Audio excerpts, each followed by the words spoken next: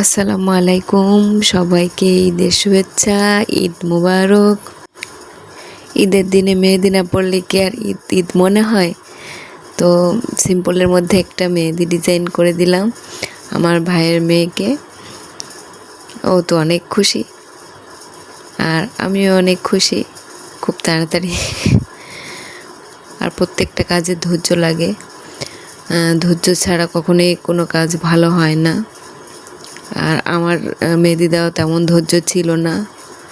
এদিকে আবরারকে ঘুমায় রেখে আমি ওর হাতে মেহেদি দিয়ে দিচ্ছিলাম।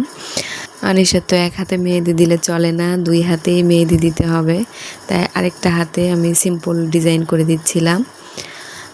এদিকে আবরার উঠে যাবে এই ভয়ে খুব তাড়াতাড়ি দিয়ে দিচ্ছিলাম যাতে তাড়াতাড়ি শেষ হয়ে যায়। তো আনিশা চুপ করে বসেছিল। আমার আর মেহেদি দেওয়ার তেমন ধৈর্য নাই, খুব কষ্ট লাগে মেহেদি দিতে। তো আমার নিজের হাতেও আমি তেমন মেহেদি দিতে পারি না, খুব তাড়াতাড়ি ছোট্ট একটা সিম্পল কিছু দিয়ে দিই। তো দেখেন ডিজাইনটা